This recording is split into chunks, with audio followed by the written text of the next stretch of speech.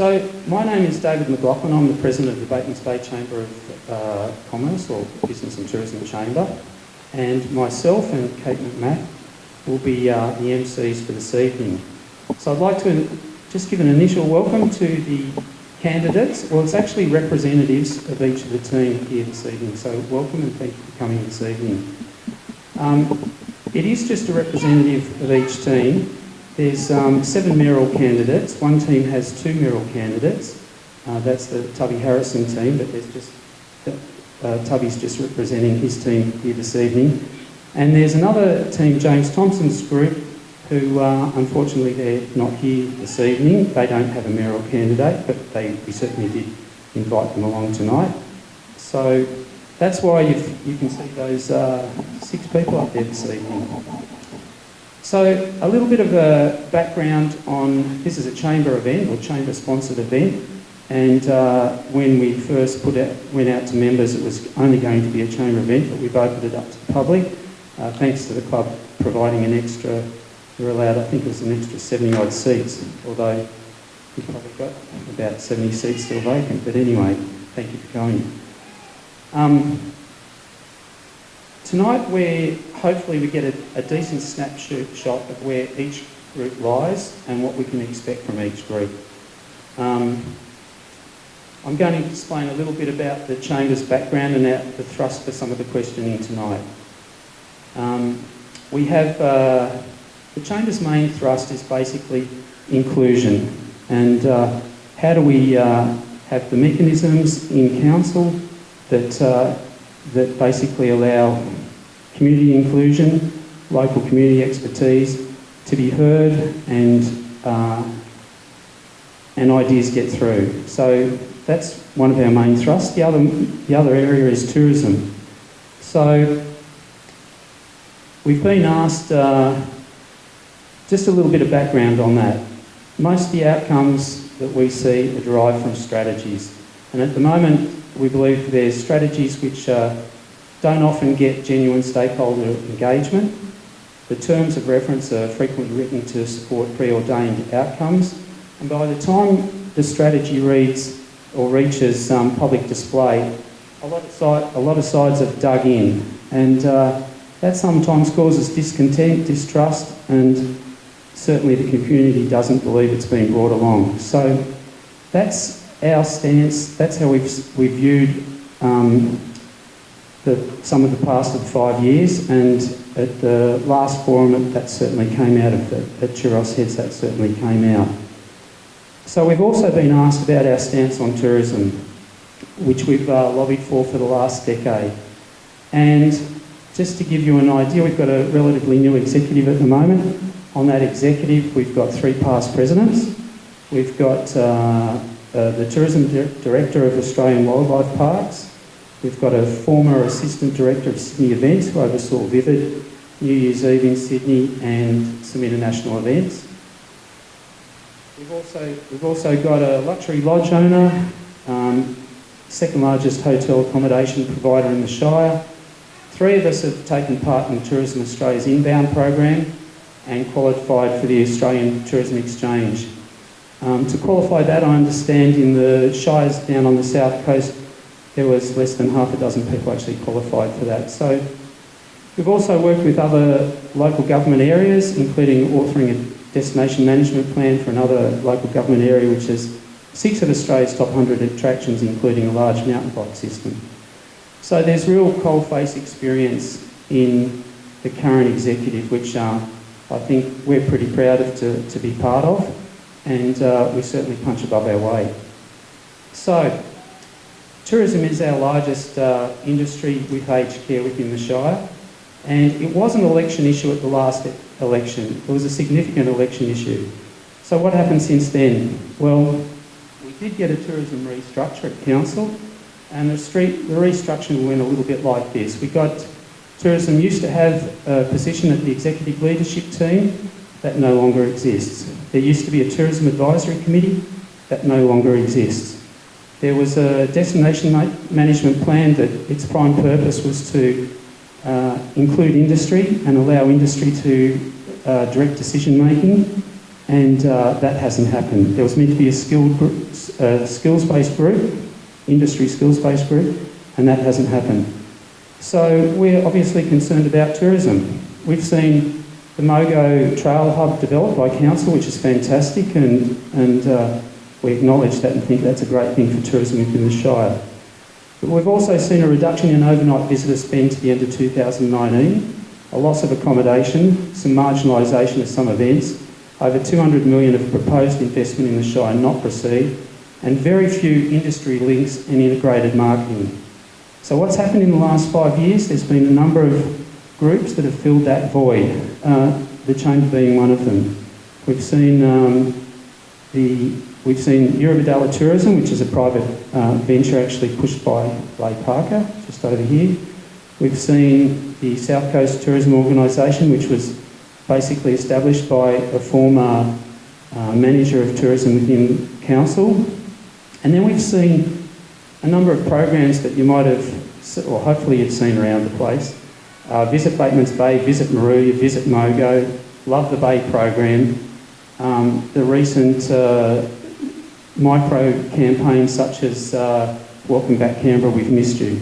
So there's a lot happening via a lot of people in that space, and it's gathered momentum over the 5 years. So what do we actually want to see? We want to see an industry-led tourism body, and we want to see tourism events actually outsourced to that industry body. And you'll hear a bit later on that within our questions, words to that effect, or questions to that effect. The other thing is we've purposely left out questions which are state and federal matters, such as the level 4 hospital, which I think most of the candidates support anyway, but we haven't got a lot of time this evening, so we're just looking at local matters, not state and federal matters, which we've received some emails and we've received requests to ask certain questions which are just about taxes, the hospital, and things that just I don't think that the candidates can do a lot. I think, and we'll move on to the questions shortly, but I think it's important to acknowledge the candidates here and the groups here for putting up their hands for what I think is often a thankless job. Certainly the remuneration isn't great, and a lot of people are laughing at the moment. But, you know, I think we need to acknowledge the candidates and the people in each group for actually putting their hand up, because it's not easy to undergo scrutiny from your community and take questions on notice and certainly present in a public forum. So thank you for all coming here this evening and actually doing that. So we're probably not going to hear everybody's questions. There was just too many questions to cover, but we're going to do our best. We do want to finish at around 7:45 because we want to give people the opportunity to go and have a chat to the candidates. Certainly, they're not going to open the bar in here, but maybe if people would like to speak to the candidates here or wander around the other side if they'd like a drink. We request, when we get to the questions, if people could be obviously respectful of the candidates and each other, and we actually reserve the right to stop any questions. So what I'm going to do now is hand over to Kate, and this part of the evening, Kate will ask a bunch of questions. We'll go fairly quickly, and it's just going to be show of hands. First of all, we're going to allow each candidate present a platform of their particular group, and they've got 3 minutes, and we've got a little buzzer over there, and if they go over time, we've got somebody who's going to jump up and crash tackle them and grab the mic off them. After that, we've got show of hands questions. That's really just to get a quick snapshot of where each of the candidates or candidates groups are, and so you can differentiate the groups hopefully quite easily. It's not a perfect way of getting answers from people, a yes or no answer, but it's the best we can do in the time we have. And then finally, we'll go to questions from members and guests and people who would like to raise questions. So without further ado, I'm going to hand over to Kate now, and we're going to start off with each candidate giving their views on what their platform is and what we can expect to see. Thank you.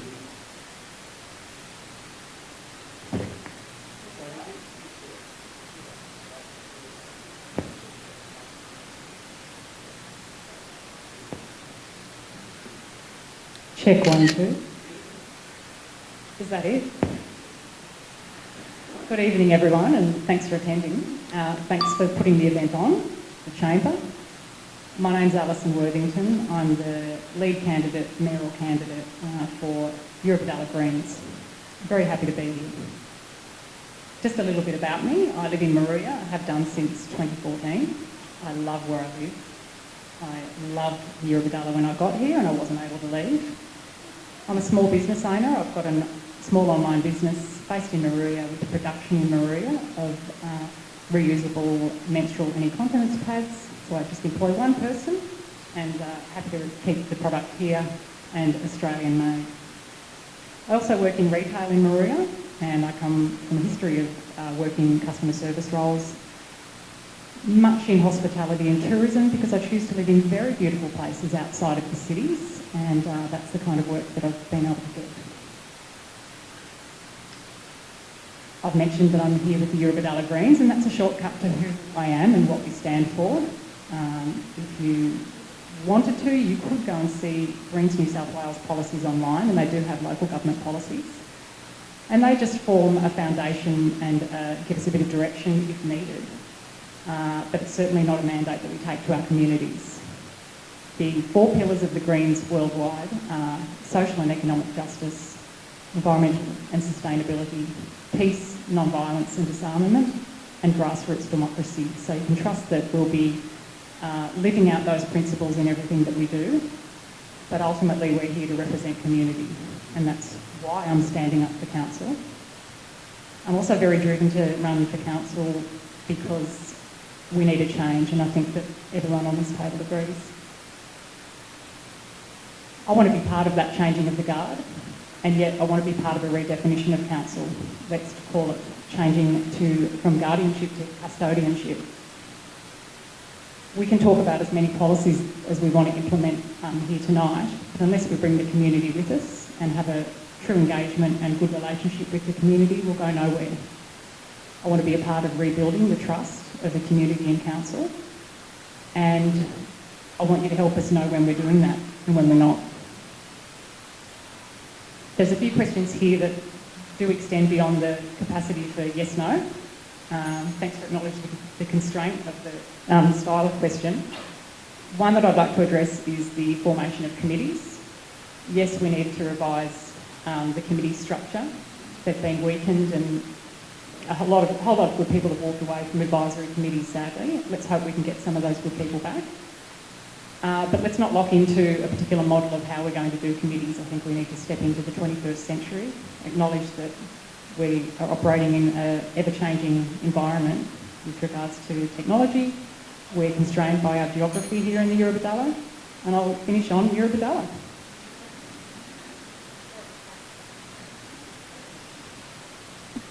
Hi, I'm David Grace. I'm the mayoral candidate for the Labor team, many members of which are here, so feel free to go and talk to us after the event. I'd like to thank the Chamber of Commerce for organising this event. I was briefly the president of the Chamber of Commerce when the new Stockland Centre opened up. I know the joys of being a small business person in Maruya, in Batemans Bay. I used to run Smith's Music. I also know the difficulties as well, and I think we need to be kind of very aware of that. We want the council to be a partner with the Batemans Bay community, and we want to be talking about openness, honesty and transparency, which I know everyone here wants as well. We need change. We need to make a difference because we can't go on in the way we're going on. We have looked at how we're going to do that, and we have a 90-day plan, which you can see on our website. That plan has been done with the passionate involvement of the state, people in the state, in the local branches. We are a local group. We work as local people to actually make sure that we get things for our community. That's how we work. That's what Labor's about. We work locally. We don't want any more surprises. There are too many surprises at the minute by the council. We had the community centre. Oh, that's a big surprise. And then we had the tourist centre. Oh, another big surprise. In Mogo. Well, interesting there. Yeah, we've got a bus depot. Another surprise. All of these things foster distrust. They foster anger. They foster all the types of things we don't want in our community. What we want in our community is a partnership, a feeling that we are all involved together to make sure that we get the best out of a most beautiful shire. We want a level playing field. One of the things that's happened with the Bay Pav is that many of the gyms are finding it very difficult to understand how they're going to survive with a new gym in the Bay Pavilion. We want a level playing field. We want to make sure that when small businesses open up, they know they're not going to suddenly find themselves competing with the council,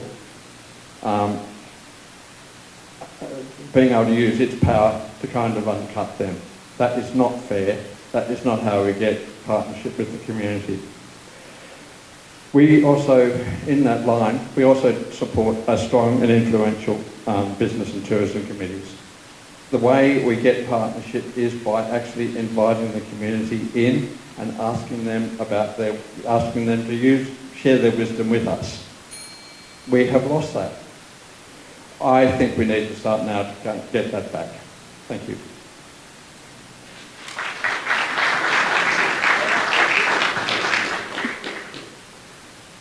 Good evening, everyone. It's really heartening to see so many people here who are interested in our democracy and the future of this shire, and I would have been depressed if it had been an empty hall, so thank you for coming. A little bit about me. I'm Karen Starmer. I came to the Eurobodalla in 1999 with my husband, Dr. Neil Starmer, who joined Queen Street Medical Centre. We have loved and lived this place, reared our children here since then. My family background is small business. My professional background is I was a financial markets trader for an international bank for 10 years. And then when I came to the Eurobodalla, I started my career as a volunteer. So I volunteered here for 20 years in many sporting and cultural events. I have felt firsthand the council turning its back or being completely unhelpful in trying to organise events here. These days, I'm a journalist, so I am trained to ask questions. More importantly, I'm trained to listen. And listening is part of understanding, it's sharing, and I don't think council is doing very much listening anymore. As a leader, as mayor, I would work to restore the balance in the chamber. I feel we've swung too far to our public servants, and I would work to gather our 9 elected representatives, collaborate and drive what the people want, because we're the representatives, back towards our public servants. I'm a representative of the main team. There is 4 of us on our team. We have no padding. We have no business or commercial interests that would benefit from any decision by council. We are not beholden to any backers or any parties, so we're free to vote on merit and on information. I've much to say on the items that the Chamber has intelligently put up and really crucial to this shire. Issues like youth retention, affordable housing, and council supporting business events. In essence, there's one figure that I think we have to address, and it's in the council's own snapshot of 2021. The projection for the employed working people in this shire is 50% in 2036. It is key that we increase the number of working people. We need to attract people. We need to retain people. And by having a higher working population, our events, our businesses, our hospitality will thrive, people will want to stay here, and I have a vision that we can be a true leader in the most livable shire in this country.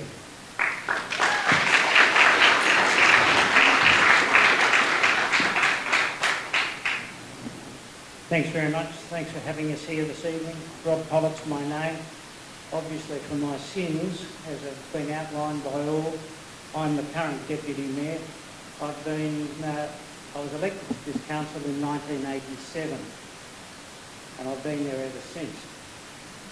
I was a small business owner. I moved with my family from Melbourne to Potato Point, and my business was a Mexican restaurant in Badalla. And then in 1991, I think 91 or 2, we moved that business up here to Batemans Bay for about the next 12 years. I've employed a lot of people within this shire. My children were educated here, and yes, they did move on for other career opportunities, which has happened, of course, to so many. The only way we're going to retain people is to have a more vibrant economy. We do have to make provision for expansion in terms of housing and business opportunities. But what we have learned from the bushfire situation and the COVID situation is that people are way more flexible. There's far more opportunity for businesses and people to run businesses on a remote basis. So it's getting the infrastructure in to back those people up, whether it's communication, whether it's high-speed broadband, which we all saw collapse dreadfully during the fires, and it's making those sorts of infrastructure decisions that make us more resilient and able to cope with disasters that may befall us. Those disasters have had an immense impact on all of our communities, and obviously the council and its responsibilities in restoring those situations. I think overall, if you look at what we have achieved over the last couple of years, your council has served you very well in terms of restoring roads, bridges, and indeed making the whole situation far more resilient than it was beforehand. We've seen nearly 20 bridges replaced by concrete bridges. Unfortunately, of course, the old timber ones were burned out. I have a vision for this council to be respected and to represent you on this council. One of the great joys and satisfactions I've had from this council and the work of being a councillor is that you can help people. Many people only deal occasionally with council, and it's quite daunting when they do come up. So helping folk through that process is one of the most rewarding things that I've been involved, and I certainly plan with my team on continuing that attitude to council and being responsible in all of the ways we go about it. Thank you.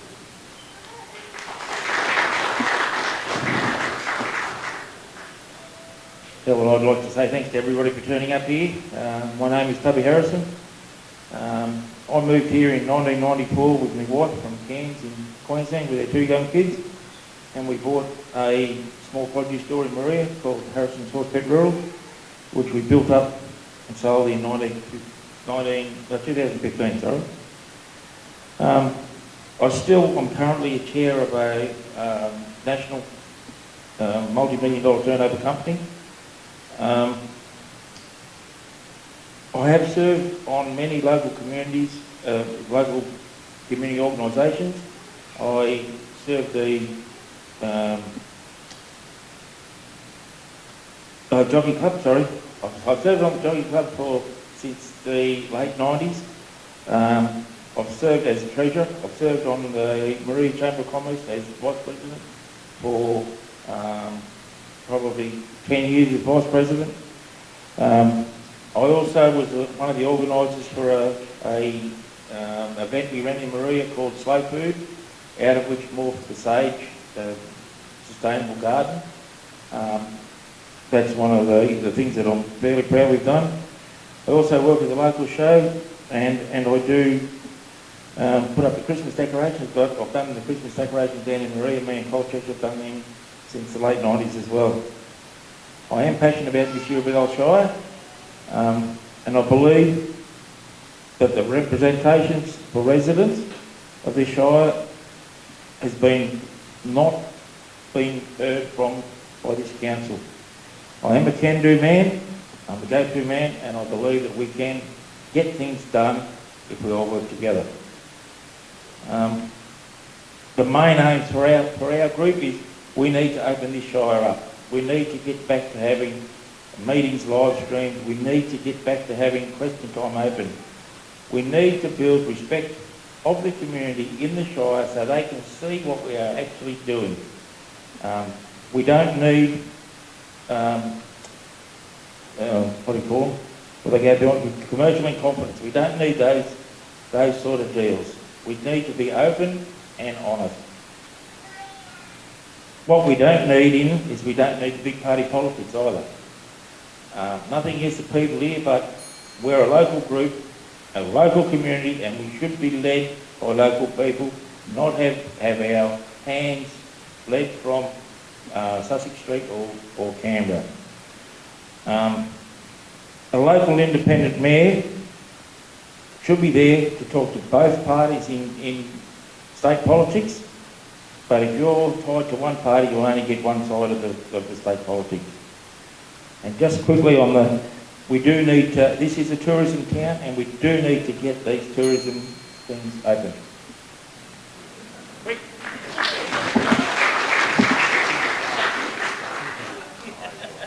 Hi everyone, thanks for coming tonight, and thanks to the Chamber for hosting as well. My name is Matthew Hatcher. I was the standing president of the Chamber of Commerce up until recently when David took over. I moved to this Shire 20 years ago, next week actually, and with my wife who's from Tomlinson originally, and her family dates back another generation as well. I'm standing for council because I'm not going to sit back in a place that I love as much as this place and watch it continue to be misrepresented by its council. For the last 5 years, I've been on our Chamber of Commerce and the executive, and we've constantly found ourselves banging our heads against the wall, trying to get things accomplished, finding avenues in. And I'm very proud of the group standing behind me as well. There's an amazing amount of support I have from both this community further south, but also the people who've also put their hands up on my ticket. We're a diverse group, 5 women and 2 men, but in age ranges as well. And I think if you have a look down the ticket, you'll see that there's very smart, intelligent people who've decided to put their support behind me, and I'm really excited about the possibilities of being the mayor, but also bringing some people along as well. Our group, on the back of that as well, so sorry just about myself,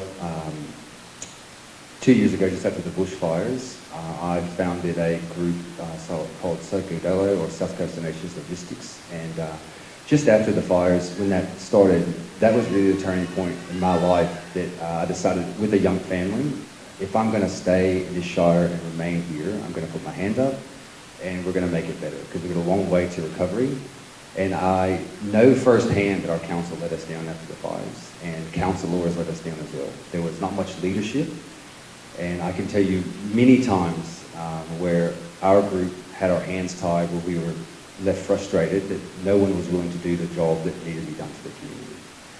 Our group wants to see a council that want to work for and with the community, and like David said in the chamber, we want to see advisory and business committees coming back on, using the brain power that we have in this Shire to work with.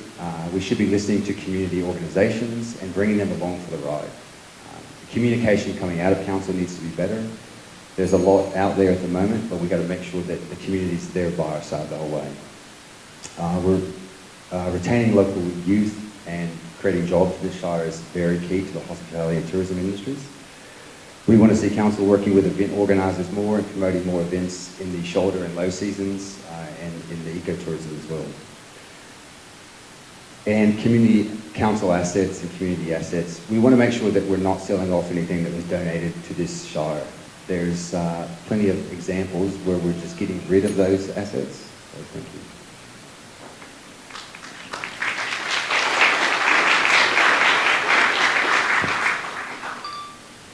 Thank you so much. That was I certainly feel like I'm more informed than I was when I got here tonight, so I hope that everyone feels like they know a little bit more about the mayoral candidates, and thanks so much for your very well-behaved effort to keep to time. I'm very impressed. Now it's my turn to ask 20 questions. So we'll be going through these questions. I will ask those questions, and if you can just raise your hand if your answer is yes to those questions, so we can get an understanding of where you stand on the issue. Is everyone ready? Excellent.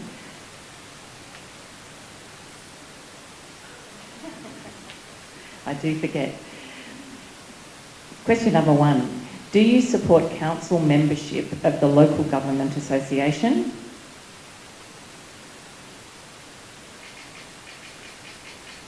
Question number 2.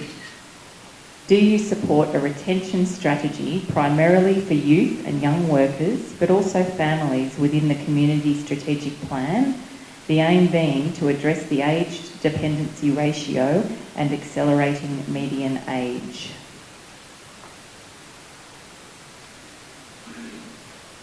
Question number 3. Would you support any special rate variation over the next term?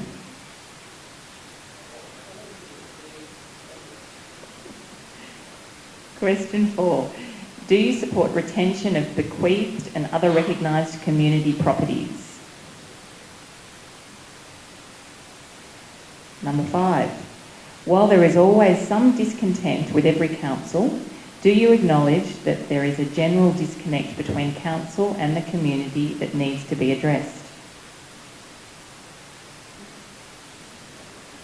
Do you support an effort to change council culture?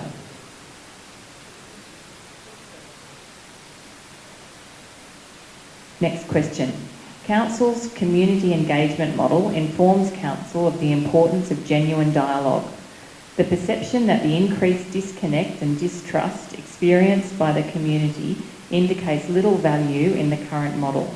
Would you support a new model which ensures genuine dialogue?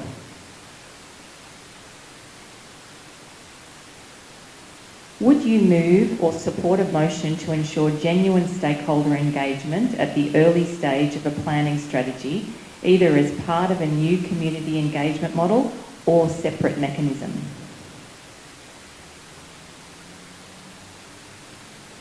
Number 9. With current community concern about secrecy, transparency and limitations of the current FOI mechanism, would you move or support a motion for expanded disclosure through a more accessible freedom of information or similar mechanism?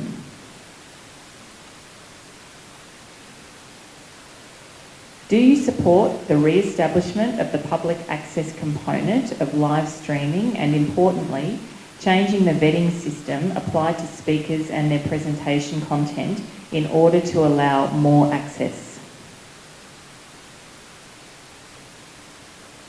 We're halfway there. Do you support reinstatement of the Business Advisory Committee and Tourism Advisory Committee?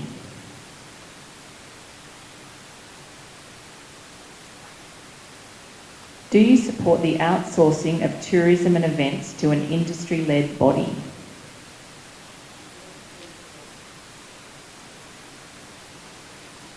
Would you prioritise the establishment of a Planning and Development Advisory Committee?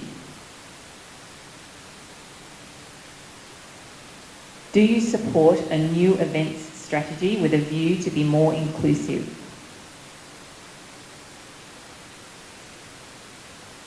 Number 15. With concern about housing, urban sprawl and encroachment on natural amenities, do you generally support infill strategies to better utilise infrastructure, services and provide denser accommodation options?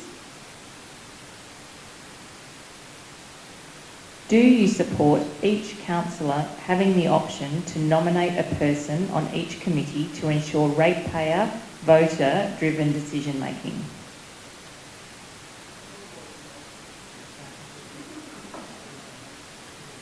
Perhaps you can address that one at the end. Many candidates have expressed their support to a collaborative meeting to find commonality and strategy prior to the official commencement at Council. Would you be happy to be part of that meeting?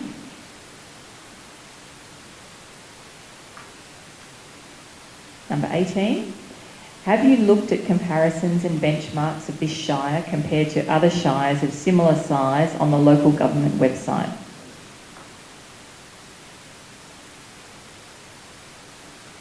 Do you have online policies and strategies that people can access? And finally, would you agree to hold off on any further decision making regarding Mogo activation plan and infrastructure development until Mogo residents and Mogo associations believe some semblance of genuine and reasonable dialogue has been achieved? Thank you so much. I might hand back to David. Thanks, Kate, and thank you for the candidates for all of that. There's a lot of commonality there, which is great. So now we'll just get on to questions from the floor. This is a bit like karaoke. It's your turn.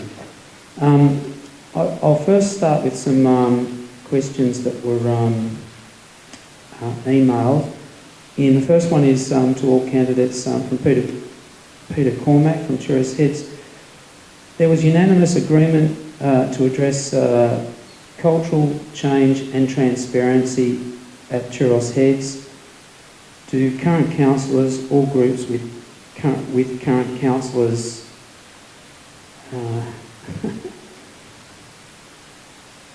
sorry, I'm trying to read this. And do current councillors and groups with existing councillors, or why didn't you? Look, I'm not going to worry about that question.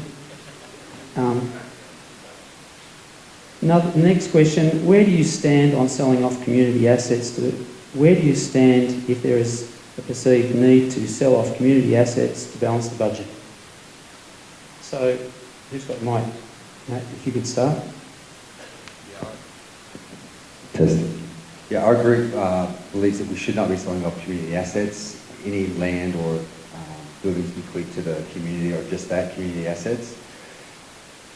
You know, council own the caravan park in Batehaven, and I believe we should be, and our group believes that we should be moving things like that off the books. We are not, as a council, we shouldn't be running tourist accommodation and using tourist resources to mow the lawns and the upkeep of the property.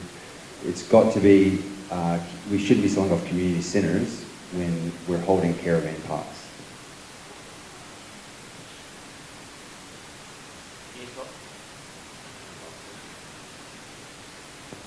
David, I believe the same. Whether if a community member bequeaths any land, that should stay a bequeath forever, because it's not up to us to change their will. I think there's enough operational land that can be moved, but community land must stay as community land. I think it's important to realise that operational land is exactly that, and community land is exactly that. Council cannot deal with community land in terms of on-selling or whatever without a whole process to go through and public consultation, which hasn't occurred. All of that land was evaluated through a very long process about 10 to 15 years ago.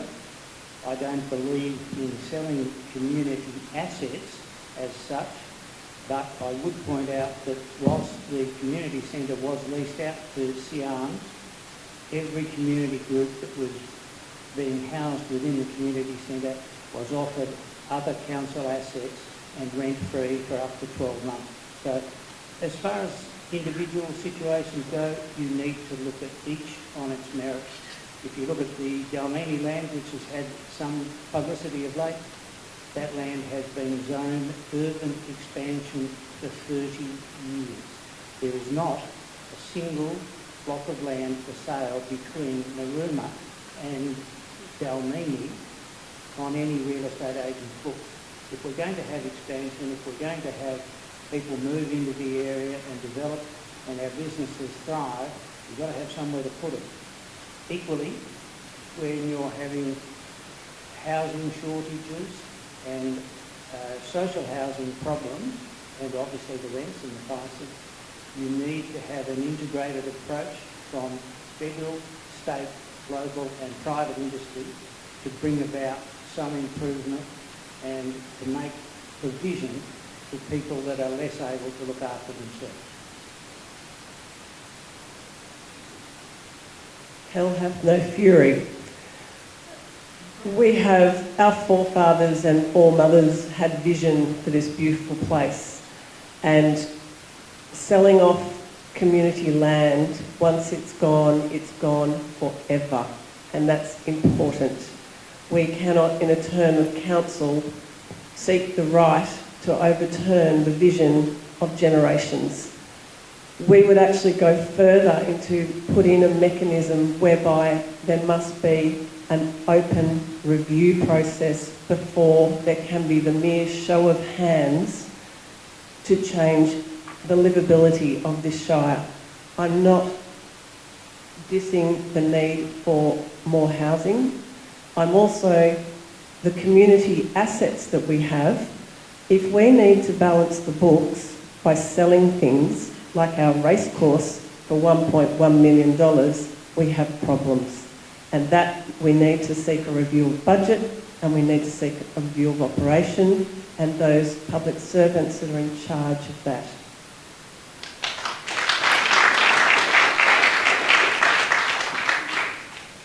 The response that we just heard, not from Karen, shows exactly what the problem is with council. It was a lack of imagination, a thought that in fact all we need to do is whatever happened 32 years ago is okay for today. It is not. We need to actually get all these kind of things reviewed. We will be reviewing every DA which is more than 10 years old to make sure that it meets modern conditions and it meets the needs and requirements of the population today, not 32 years ago. We will not be selling off community land. We see that as one of the treasures of this shire. We need to kind of make sure that community land stays as community land. We don't want the situation that happened in Browley, where the Browley community was suddenly surprised by having land they thought was community bulldozed. That will not happen under us. The other thing that we are looking at in terms of lack of imagination is that we can get development which does not mean that we actually have to lose our treasured bushland. As people have said here, we can be looking at infill. We can be looking at new ways of understanding housing. We can make sure that we still maintain our treasured bushland, but we do have accommodation for all who need it here, and accommodation which is affordable. We need to be looking at that, and we will be doing, as the Labor team, as soon as we possibly can, we will be calling a round table of people involved in the housing industry for social, for affordable, for all the types of housing we have, so we can look at innovative ways of making sure that we get the right housing for this shire. Thank you.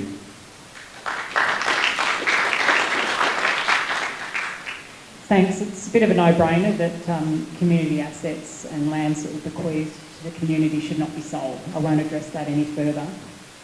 I think we should look at operational land. Sorry, before I go on, there are also some outstanding issues throughout the Shire with those sort of lands that have been bequeathed. We need all of that resolved. These festering wounds that just continue to perpetuate this mistrust of council. We need to get that sorted. I'm talking about the Churros grazing land, heritage grazing lands. That other example. Or Braley, yeah. Why was that not resolved? Why did it come to the point that bulldozers were already in action before errors in council's accounting of what was community land and what was not? So an audit and just resolving all those issues once and for all. But I do want to look at the idea of sale of operational lands. They are council lands, and that means that's the communities. It's not classed as community land, but it is an asset that we can consider ours. And when it's being sold to private developers for their housing developments, we miss out. There is room for local government to play a very active role in easing some of the stress in the housing market.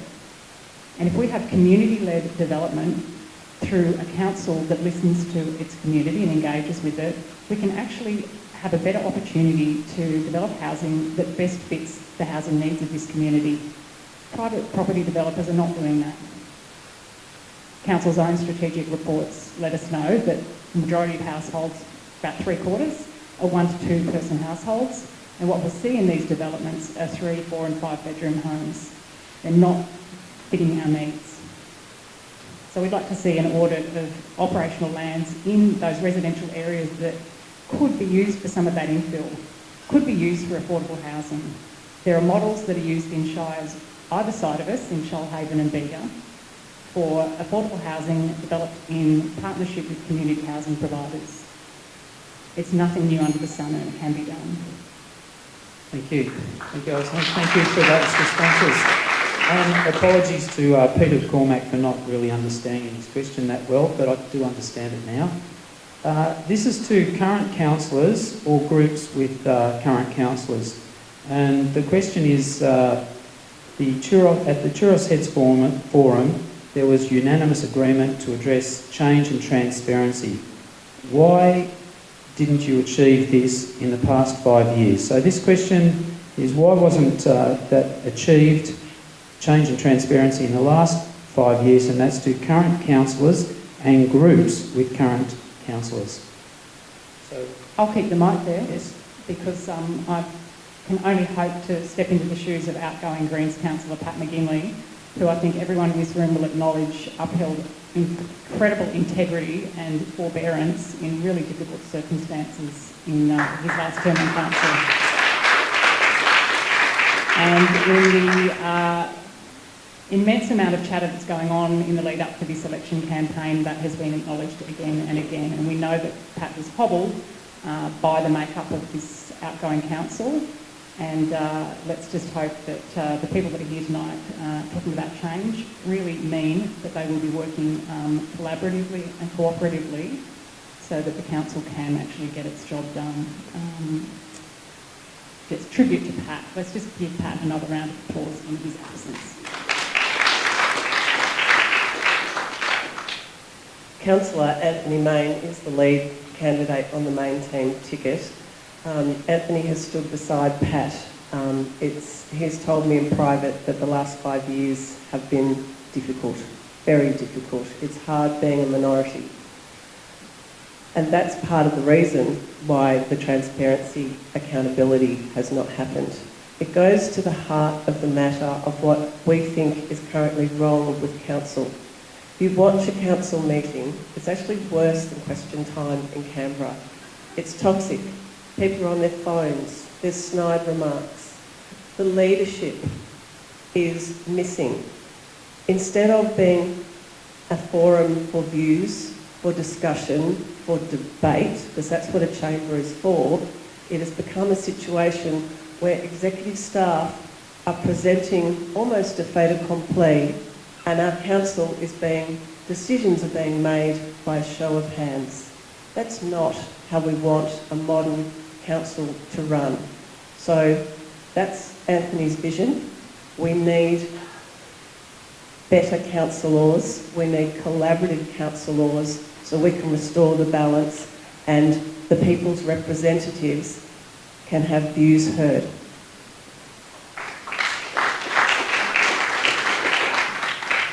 I think it's involving understanding of a lot of the processes of council.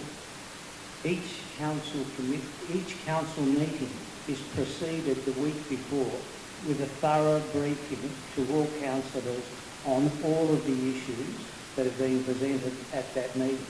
That's where the discussion and the debate takes place, of course in a far less formal manner.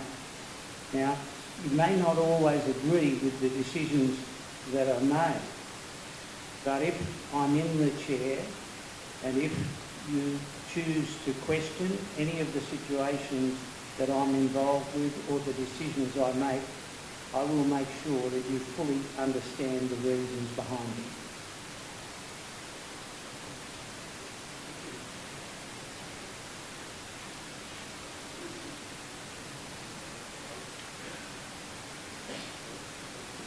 Move to. Thank you. Thank you. We just have a few more questions before I'll go to questions from the floor. The next question, Leigh Parker. Just hand the mic to you. Thanks, David. For those who aren't aware of who I am, I'm the editor of the Beagle, that scurrilous blog of a rag, as referred to by the Mayor, or the passing Mayor. One of the interesting things that I've noticed over the last 5 years, and I'm a very, very close observer of council, and one of the things that I've noticed over the last 5 years is that while we have potential mayors up there, potential candidates, they're really, hopefully, they're going to be our team who goes into battle against council. And council is really the executive. It's the head of planning, it's the head of engineering, it's the general manager. And for the last 5 years, or even longer than that, what we've had is really a shire without a rudder at all, by way of councillors. They've had no vision. What we've had is the vision of a planner, a vision of an engineer, and every time there's been a brand new group of councillors or mayors arrive, they're inducted. My question to these candidates and to all the others who are going to be standing is that what are they prepared to do in order to go into council and not be inducted into the same old that we've had time and time again, where the staff end up being in control?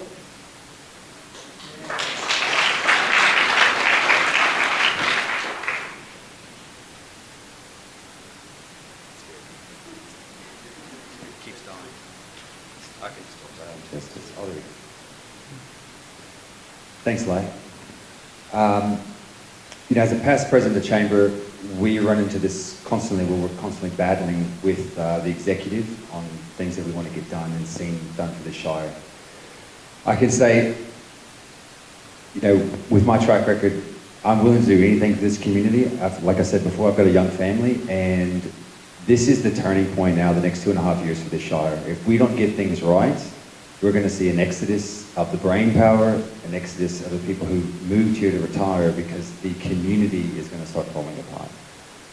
We've had it with not getting things done for community, and I can guarantee you, and I'll put my businesses and my reputation in this community on the line, and I've got a lot longer to live here.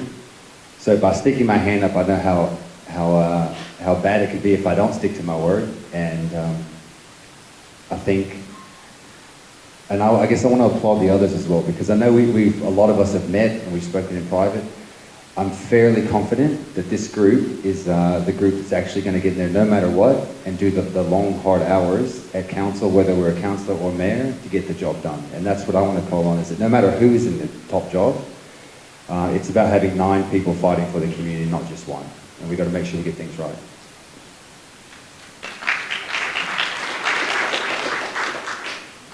Yes, well, I definitely feel that after the 4th of December, before we have the lobbying in the end of January, whoever's the mayor and the councillors-elect need to have a get-together so that we all understand each other, we form relationships with each other, and we can form some policies before we go to sit down with the general manager and senior staff. We need to direct them, not them direct us. Now, if anybody here has had any experience at board level management, any company that doesn't run, the successful company runs by the board giving directions to the general manager, that then goes out and fulfills that board's wishes. A company does not work if the senior management gives directions to the board. The company will fail, and that is what's been happening with our local shire. We need to turn it around.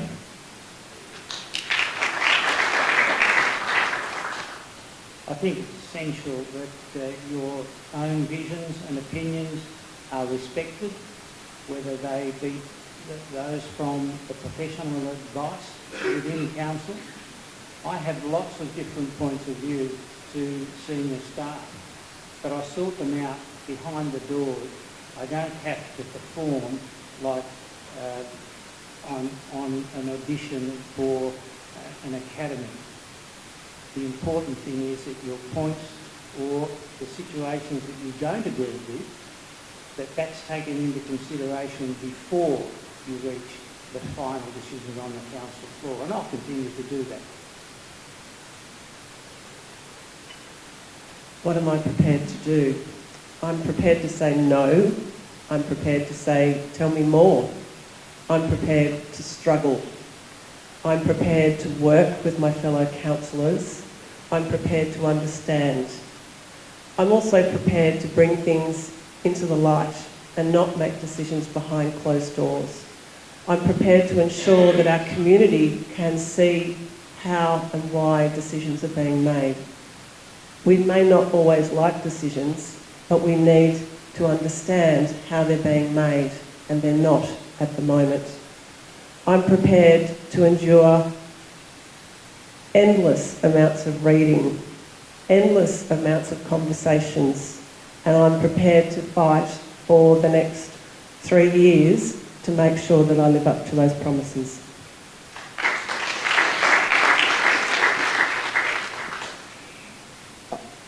I'm in the same boat as Karen and the others on the team. We need openness. We need people who are prepared to actually have their own minds and to make up their own minds, not be told this is how you will vote or this is how you will think. It's not how councils work. It's certainly not how boards work. I agree entirely with what Tubby has to say. A board which is directed by its staff will fail. Same thing with the council. We need very early on to actually meet as a group and work out, start to get an understanding of each other and to start to work as a collaborative group. We need to not compete, we need to be coordinating and collaborating, because that is what the community wants.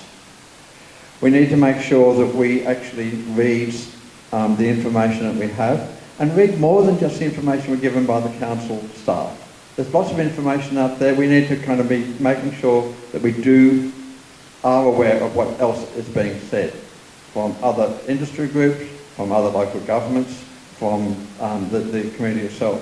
The community is an important source of information. All of you out here have knowledge, experience and skills which we need to kind of make sure that we get hold of and we use in the council. That's why community committees are so important, because if we don't have those, we can't get that information, we can't make the right decisions.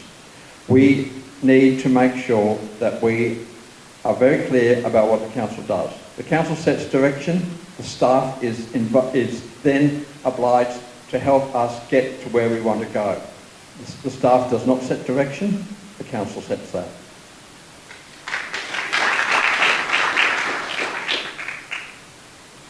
There's consensus in the room around who wags the tail, which wags what. It's things like joining the local government association, where we have advocacy and we have advice on how to go into battle against stuff. It's little things, it's big cultural shifts, it's standing up and saying no, it's working together as a group, but it also comes down to the small details. How do we conduct meetings? They've been a disgrace. They've been so hostile and unwelcoming to the community. Better meeting practice brings better outcomes. Shitty meetings just suck. Who wants to go to another bad meeting? No. Let's bring in good meeting practice. Let's have an agreement about, do we call each other Councillor Grace, or do we use first names? Because there's been inconsistency, and I think it'd be nice to come to an agreement early. How will we behave? What do we value as good behaviour? And what does the community expect from us? You too. Thank you. The next question is from Mark Berry, if I can find him.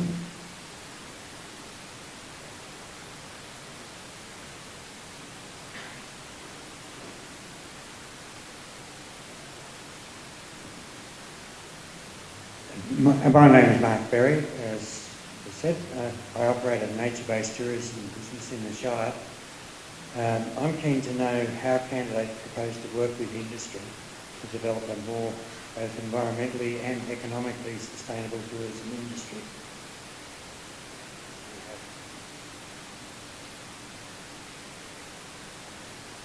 If you could start, Alison.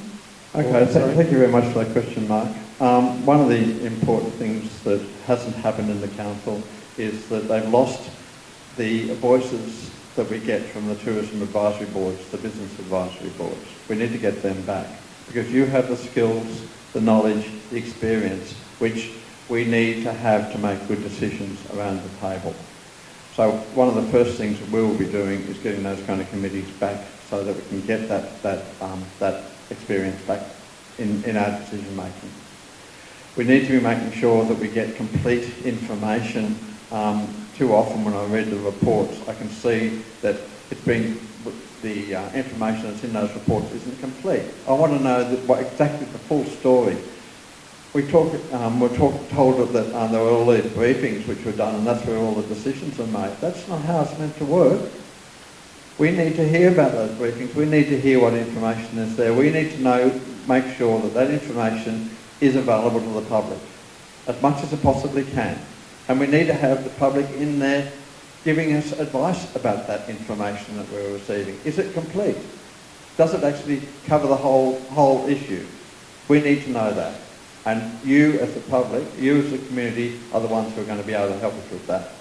So yes, we need to have community committees, we need to have much more openness, we need to have the press involved. So once again, it's not just the interested people, it's the people who are reading the papers who actually understand what's going on. If we can do that, we are going to get the information we need to make the right decisions that you're talking about, both economic and environmental. Environmental is important here because without the environment, our tourism industry will suffer, and actually all of us will suffer because without the environment, we are in real trouble. So thank you.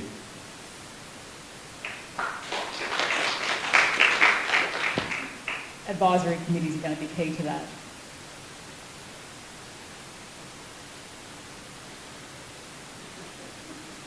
Pass on that.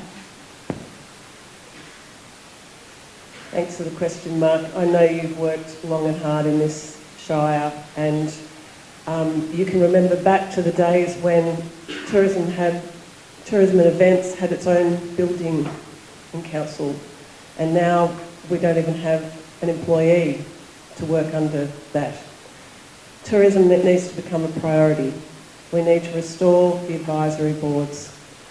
We need to work with the Chamber of Commerce. We need to have Chambers of Commerce. We need to have regular meetings with them. We need to go out. We need to hear. We need to recruit people who are experts in marketing and events. We can't possibly imagine that someone on a median salary sitting in Vulcan Street can run multi-million-dollar events designed to modernise and drive this Shire. So more help, more communication, more consultation and more ways of doing it, and we need to end this toxic, if it wasn't for our community, I'm not sure what would happen around here. We've got volunteer chambers of commerce, we've got volunteer community groups. We're driving the good things that are happening here. The rest of it is coming out in paperwork and reports. So let's get council to work with all us fabulous people doing the groundwork in this Shire.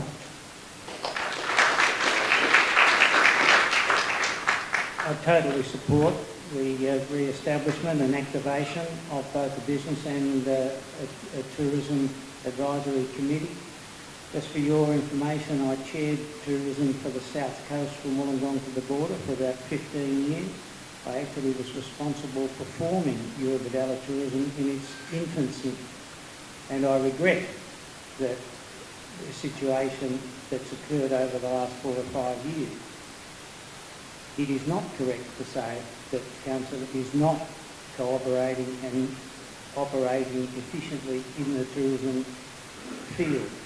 But the tourism industry has changed markedly, as has been pointed out and referenced. And a lot of the changes that we have made at Council in terms of tourism is reflective of the change in that marketing. So it's not as if there's not experts in there doing work.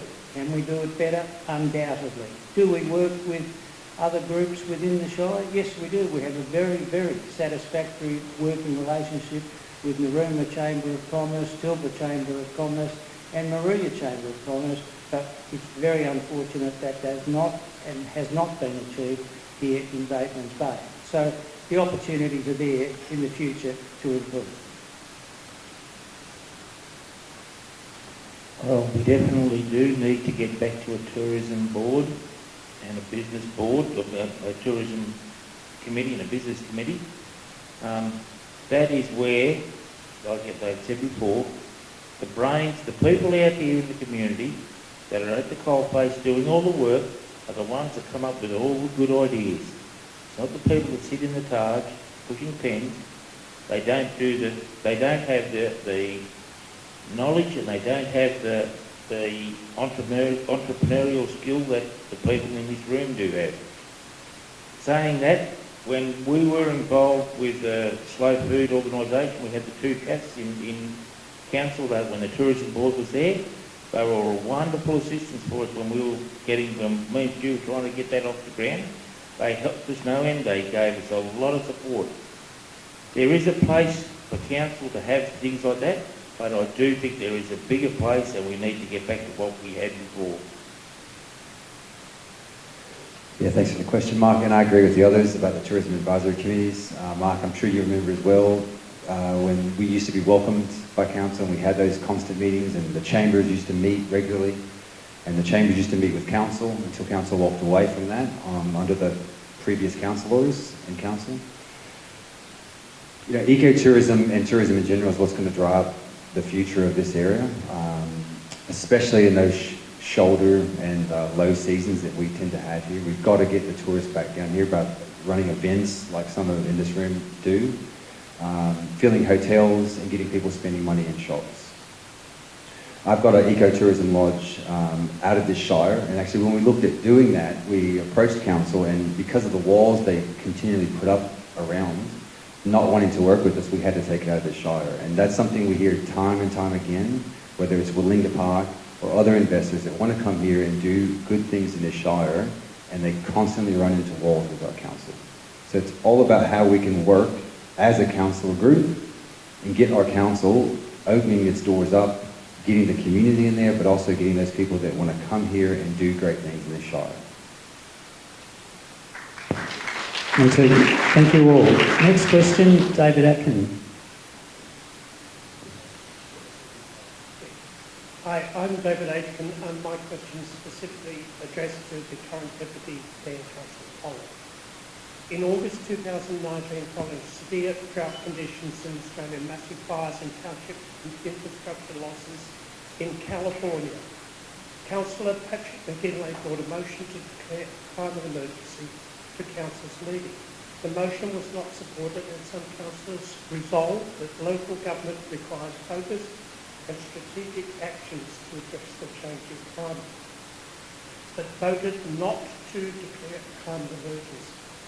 Several months later, the Shire was enveloped in flames, and on the 4th of January, with the evacuation centre in Maria Showground full of people, children from fires, power was lost, resulting in the town reservoir being near empty and leaving the RFS and emergency service unlikely to effectively clear the township itself.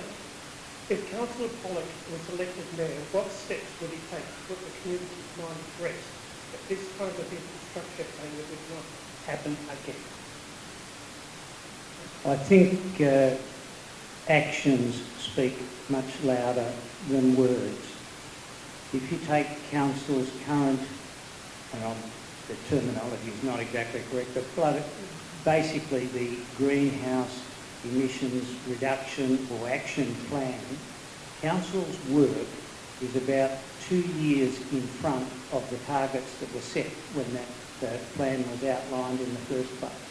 Within the next 12 months, council's energy requirements will be sourced 100% from renewable energy. The situation regarding the fires We faced the largest peacetime evacuation in Australian civilian history. So it was an unprecedented event. We have taken significant steps to build in far greater resilience in terms of power, in terms of power to communication infrastructure. We have worked with the federal bodies that are responsible for that to improve the safety and resilience in terms of any major threat in the future. I understand everybody's concern. I share the concerns. We must all tread with a lighter foot. But declaring emergencies and using emotive terms as compared to taking constructive action to remedy situations, I'll always go for the constructive action.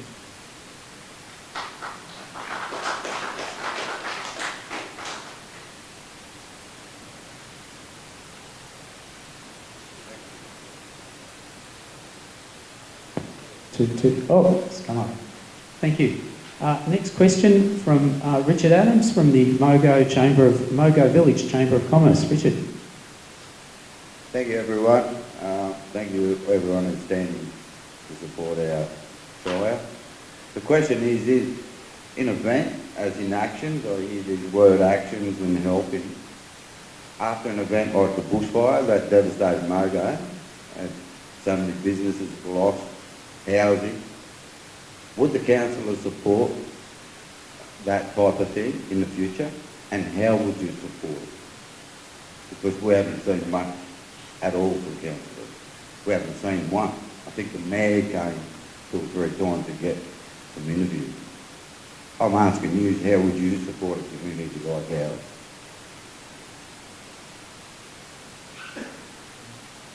Who'd like to start? Okay. I visited the Mogo community in about April or May last year, after the fire, so April 2020, just to talk to some people about what was going on. And I was dismayed about how little support the Mogo community had got from the council. And I heard stories, which I won't repeat here because I don't have time, about some of the things which happened there. One of the things that we need to be doing, certainly with disasters, we're not just talking about bushfires here, we're talking about other disasters too. We're talking about flooding, we're talking about storms, we're talking about all of those types of things which will increase as climate change takes hold. We need to kind of start to look at the small communities to make sure they're resilient, that they actually can look after themselves in the immediate aftermath of a fire, and that they are confident in themselves as a community that they have the resources available to them. That means the council has to support them. The council has to support the small communities before these disasters happen so that people feel confident and know that they have the resources available if they are cut off. The council needs to support them in the immediate aftermath by making sure as much as possible that they are connected back to the community that will support them. The council also needs to support them in the longer term in making sure that everything is done to ameliorate the effects of disasters which will happen in this community and have happened before in this community. So we need to be looking very strongly at working with the Mogo community and with the Dallas community and other small communities around to make sure that they are confident and that they feel supported, not before, during and after these events. And I think if we can do that, that's going to be really useful. We have a quite detailed resilience plan which you can read on our website about the types of things that we want to do in terms of making sure those small communities get the support they need from the council. A part of that is, of course, the councillors should be there both before, during and after as well. Being what they are meant to be doing, they're meant to be supporting the community that they serve. Thank you, David. Thanks for the question, Richard. A place activation plan sounds really exciting, doesn't it? But I think that Mogo probably needed that kind of attention before the bushfires. And I haven't read the document. I've talked to a number of shopkeepers. Yeah, But it's attention that Mogo needed and all our small communities needed before the bushfires. Council's new document addressing climate and emissions is the Climate Resilience Plan. It's in draft form at the moment, and it will address, and we will prioritise all of those sort of strategies that are there that will be put in place to make sure communities are ready for these shocks. Natural disasters, but also other societal shifts, things like pandemics too, the move to automation, the move to work from home that's bringing this exodus, we're told, of people from cities to the regions. We need to be on the front foot about a lot of these things, and although we didn't want to raise state government issues here tonight, David, Council has a really huge role to play in advocacy to state government. And we need to be ready for the state government arriving on our doorsteps and telling us about the projects that are coming our way. Council staff have told me that they were caught with their pants down when the Bay Bridge arrived. They were not ready. Their activation plans, their waterfront master plans were not ready. And state government is a bit of a bulldozer in this situation. What's going to happen with the bypass in Maruya? We're battling it over the hospital. There's a very big role for council to play to be ready for the challenges that the state government bring to us. 2 sets of traffic lights and a roundabout, is that the Transport for New South Wales sort of plan? Mogo's been asking for a pedestrian crossing for how many years? No pedestrian crossing. You haven't had enough fatalities yet. So here's the 2 sets of traffic lights and roundabout that nobody asked for. This is the role I'm talking about for council, being ready to face the state government when they arrive with these crazy ideas.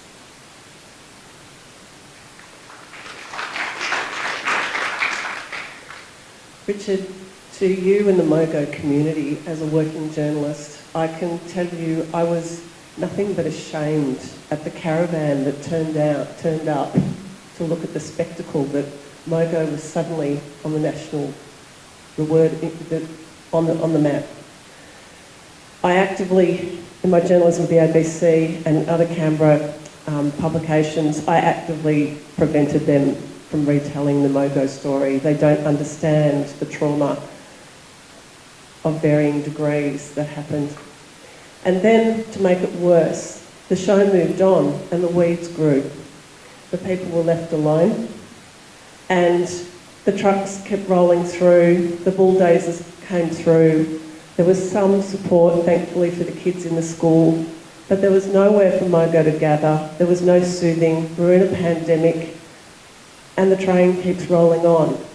And do you know, the disaster resilience plan that was in place before the bushfires was inadequate. It still hasn't been rewritten. If we were to have another disaster, we still wouldn't know where to go. We don't have communication and electricity secured. Why there is a $70 million building in Batemans Bay without solar panels and a battery, so if we lose communications and power, we have somewhere secure to shelter. Our villagers have not been told where their evacuation points are. We have let people down. We need information, we need plans, we need compassion, and we need the really good team of community support that this council employs to go out and help our people.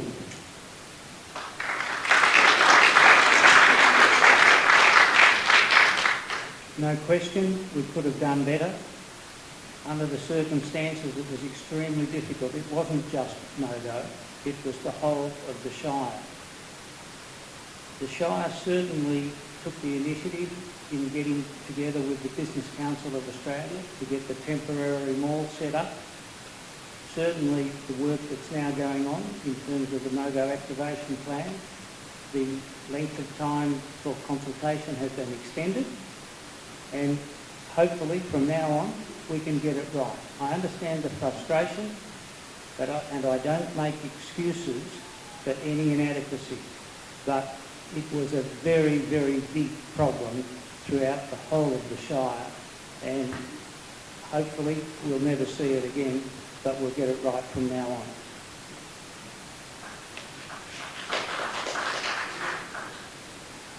Well, I think we definitely need to go back and revisit, because like everybody says, that we did not do very well at all after these pandemics and after the fires and the pandemics. We definitely need to go back and revisit all these disaster action plans. And we need to do that with talking with the local communities. We need to go back to Mogos and the little villages where people did suffer immensely. The big end of town, sort of, the centre of the towns all got away with it. Nobody was really touched in the centre of the towns a lot. But it's the little outlying communities that really, really suffered. And as Karen said, they didn't know where to go. They didn't have places to hide. And like she says, they still don't even know it now. That sort of information should have been put out. We should have had that. The plan should have been written up and at least have a basic idea of what happened. After the bushfires, I was lucky enough to receive the Eurobodalla 2020 Local Hero Award. But I got that mainly because I was the face of a movement by the community. You know, there's 250 to 300 people who stood up with me and put their hand up and worked tirelessly throughout the night, every day after the bushfires for months on end, to make sure people from Lake and Gullah down to the border had goods distributed and make sure people had what they needed. I only say that because completely behind the scenes, Richard saved Mogo. You know, me and Richard had many nights and days running goods around Mogo, and I can honestly say that he's never really been given the pat on the back that he needs, or the round of applause that he deserves for what he's done for that community. And you know, I mean, the long-term support is key. You know, when COVID hit, we lost the mental health workers from this region. So, you know, the rebuild on this area, we've got a long journey ahead of us. We're going to start seeing that once we all start opening our doors back and we start mingling again. It's key that we retrofit existing facilities with battery power, solar panels to make sure we have comms and lights and power, and we have places for people to seek refuge if this happens again soon. I was part of the Mogo activation strategy, and that is, as Rob said, it has been extended. And the problem with that is the extension came because council wasn't listening. You know, Mogo Chamber and the businesses there consistently ask council constantly to change, you know, that plan for what they want for that community. And it seems like they're just not being heard. So I welcome the extension, but I hope this time we get it right. Thank you for that. Now we're going to open it to everybody. Sue McKenzie's got her hands up. So think about your question and you have the opportunity to ask it.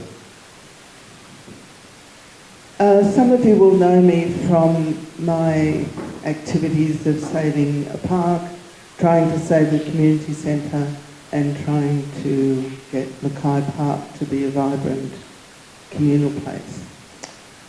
One of the things you talked about was community assets and getting rid, you know, opposing selling community assets. But I want to be very clear about what community assets are, because those are not just our green trees or our water.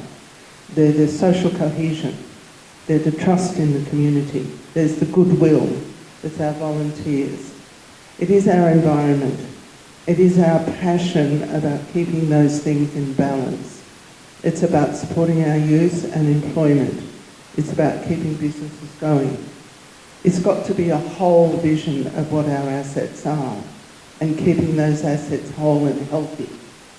I've watched those community assets, particularly things like community given and bequeathed properties, just eroded for the sake of money.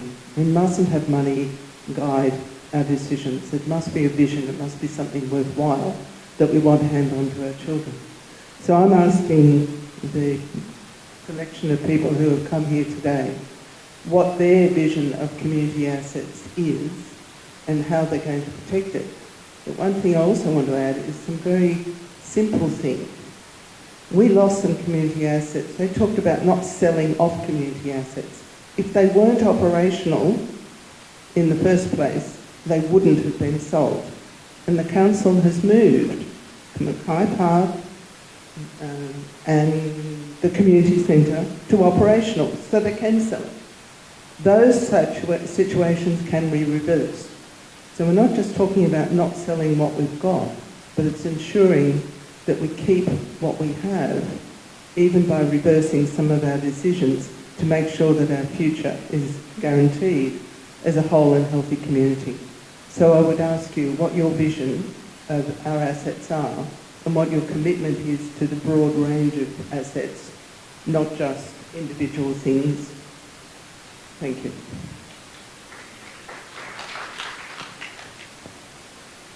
Thanks, Sue. Yes, community assets, if we, in particular, we talk about the community centre, and while council has offered all those groups in that centre a 12-month free rent of a new site, it doesn't accommodate for the groups that are there. There's groups like U3A that do an amazing amount of work in this community. There's groups like Meals on Wheels. We can't have Meals on Wheels serving meals at the new Bay Pavilion. It's council, again, forcing these groups out, pushing them into sites that aren't suited because they didn't write a good business plan or a business plan at all for the new Bay Pavilion. I was also a part of a group of local business owners when they announced this plan that wanted to speak to council about keeping the bowling club and retrofitting it as an arts centre. We had Terry Snow and Willinga Parks Architect on board. We wanted to keep it in community hands, run it as a co-op, community gardens. We had plenty of space for a 1,200-seat auditorium, and then we could have looked at how we kept the existing 50-metre pool. Again, council wouldn't speak to us and refused to work with us. It's the non-wanting to work, or they're not allowing community in behind the walls to work with them and not bringing us along.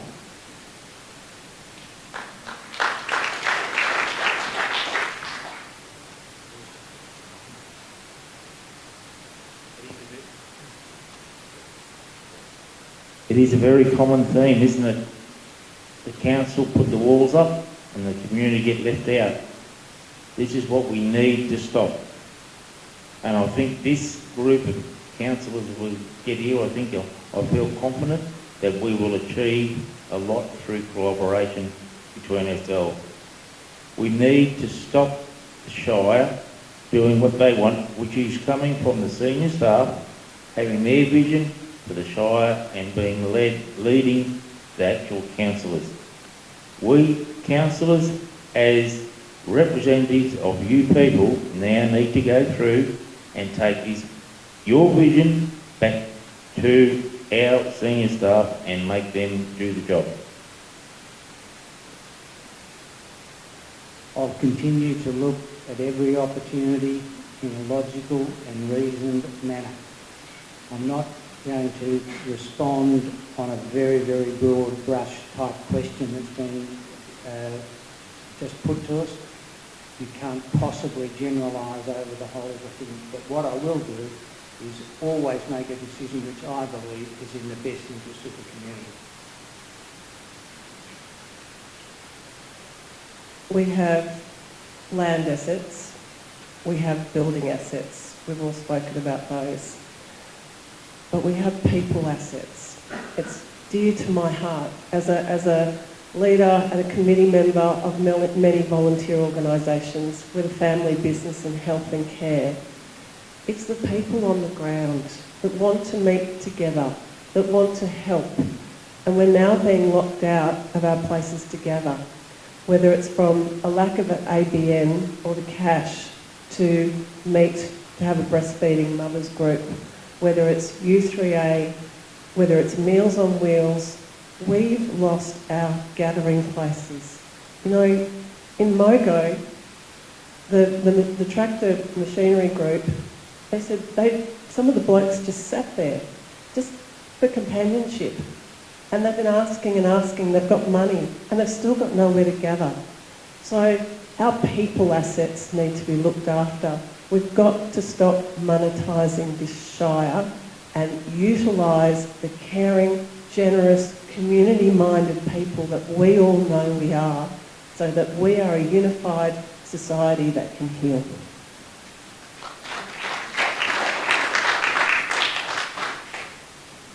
I had the honour when I was the Community Services Manager at this council between 88 and 94, working with an incredibly committed group of volunteers.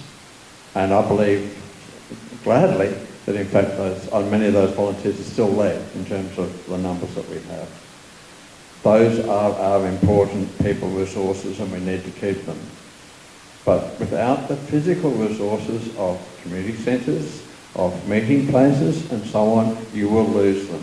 They will become disillusioned, they'll become, well, what the hell, we're not really valued. And they are valued, they are incredibly valuable to our community.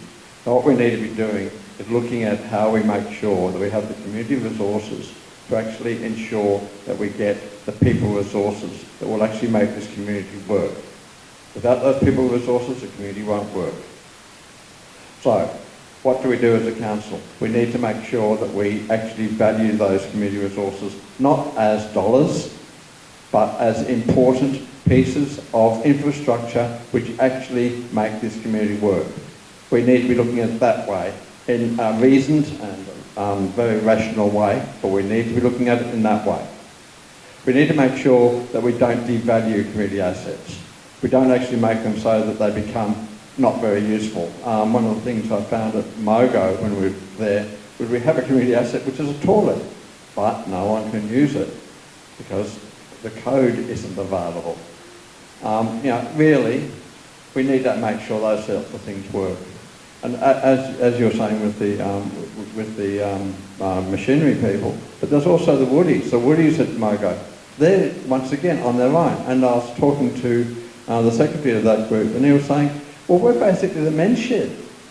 And I know how important men's sheds are in terms of actually kind of maintaining community involvement with older men. It is really important, and that has gone. We need to kind of get that back. So we do need community resources. We need to be looking at community resources, as you said, in a very wide way, and we need to make sure that we do it right. And we haven't been doing it right for a long time. Thanks, that's a wonderful question. And I welcome the broad brushstroke because it's the big question of what really does come first. Are we here to serve a budget or are we here for people?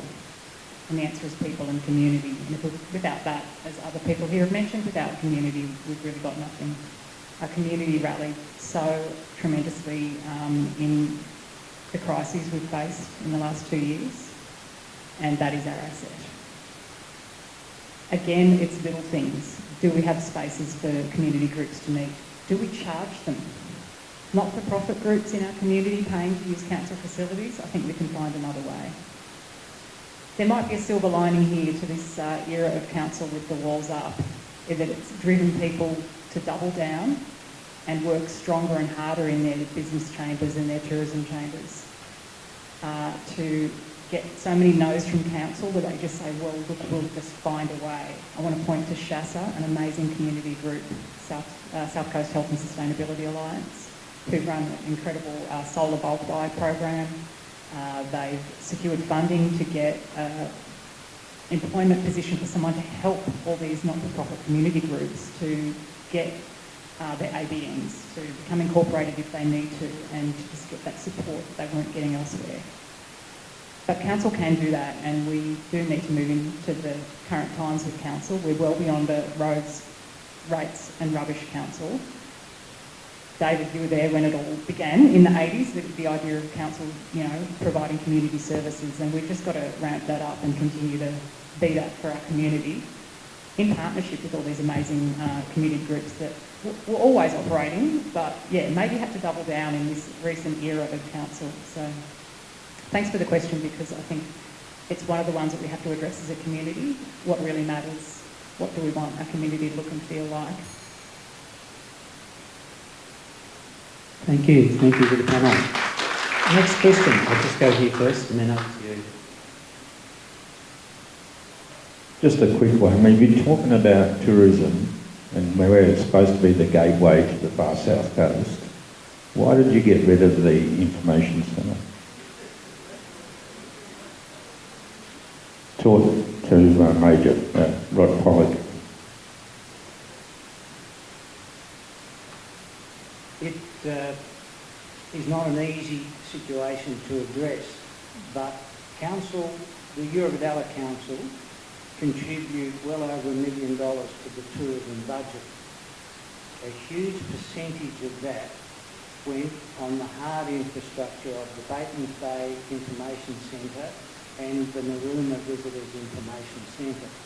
And as a result, the research which was done shows that by far and away the market is moving more and more to an online situation. That's where having a presence and being active in that field is where most of the business is being generated. Unfortunately, whilst tourist information centres are fantastic local assets, they are no longer viable in terms of driving the majority of the tourism marketing and marketplace and decisions that people are making as to where they visit, how long they stay and where they travel within them. So it was a very considered decision and not an easy decision to make. Thank you. Next question. Hi, I'll stand up. My name's Nina. I live on the north side, often forgotten by council. And every time we have to fight for something, you know, we go to council quite often. Well, the community groups do. Now, in relation to tourism and also isolation, you know, the Maloney's Beach, Long Beach area was isolated through the fire. And one way in, one way out. And if we were stuck, we were lucky we weren't caught out. So, you know,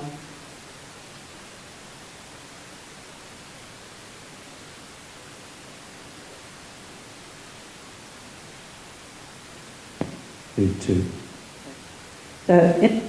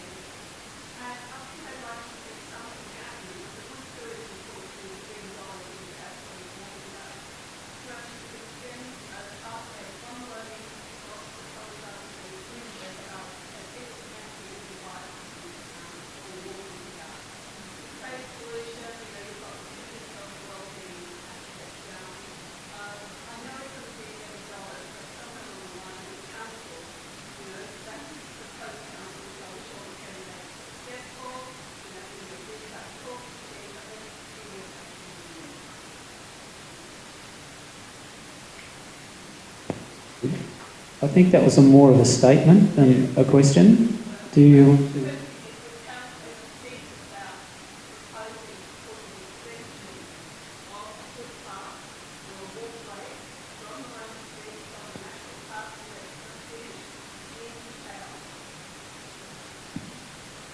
That question would be best answered, in my opinion, on representing the main team, is part of our pathways policy.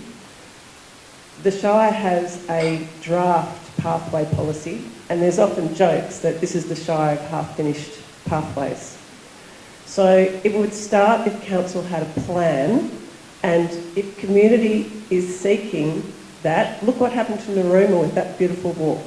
You know, it is a tourist place. The locals love it. It is chock-a-block.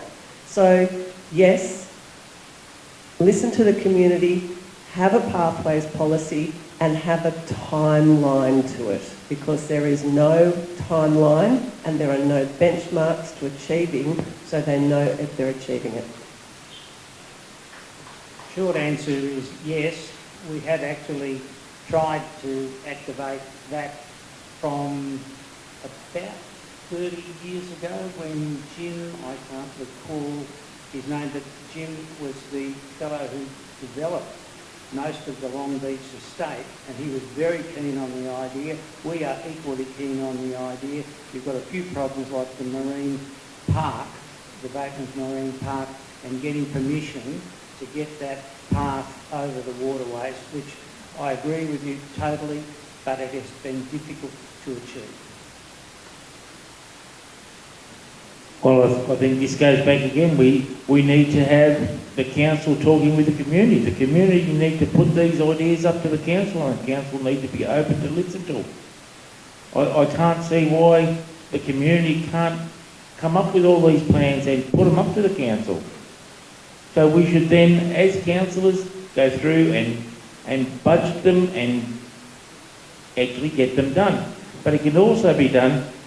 All the paths around Turos, a lot of the paths around Turos was done as a community volunteer group until the council moved in and stopped them, because they had to have their high-vis and their safety work statement and blah, blah, blah. But I think that, in conjunction with the local group, would be a great idea. Yeah, as Karen said, I think we need better pathway strategies and policies. I'm a resident of Tomakin, and we have a 2-metre long pathway at our park, and we've been asking for council to fix that and extend it. And I got to say, they came in just recently and redid the park, and it looks great. And they made the path about 6 metres now. So it still doesn't connect to anything, and it's a path to nowhere. But yeah, listen, as Chamber President, I know Jeff Hatton contacted me about the Colindale Creek path, and we were fully supportive of that then. And as a councillor mayor, I'll be fully supportive of it then as well. We've got to work harder, and that brings into the ecotourism, as you say, and working with the residents of the north and making sure there's connectivity to the town. Really important during those bushfires.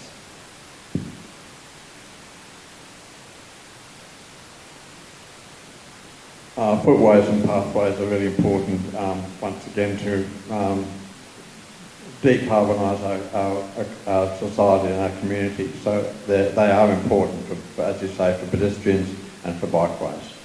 We need to do it right, and do it right the first time.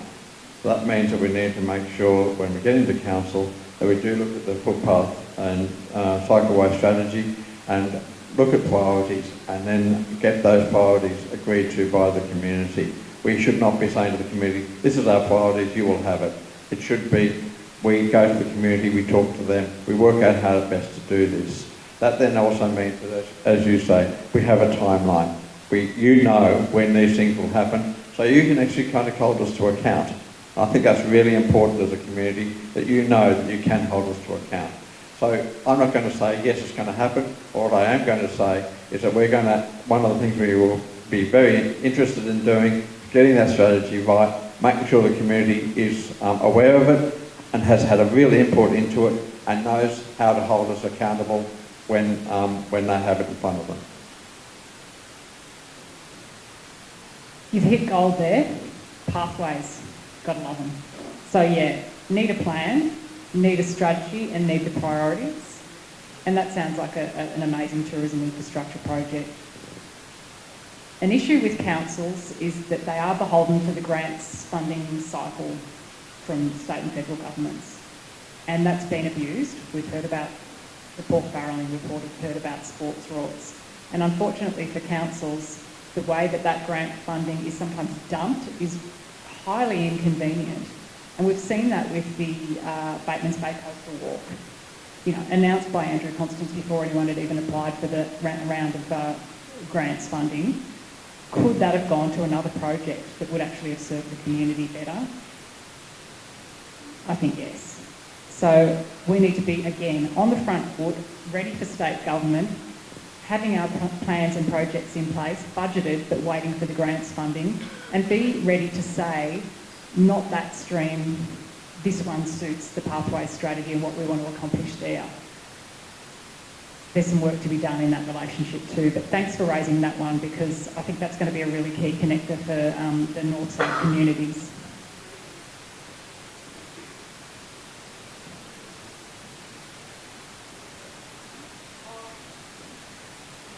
Thank you. Thank you to all the candidates. We've gone over time, and I know there's a lot more questions to be asked, and I'm sorry about that, but we've gone over time. What we're going to do now is finish up, and you can, the candidates will stay here for some time, so you can ask questions or whatever, or go around the other side and have a drink. I don't think we're under, after what we've heard this evening, there's a lot of hope, but I don't think we're under any illusion of the difficulties, the constraints of the Local Government Act, the legal constraints, the cultural and organisational constraints. So I don't think it's easy, but thank you very much, and can we give them a hand?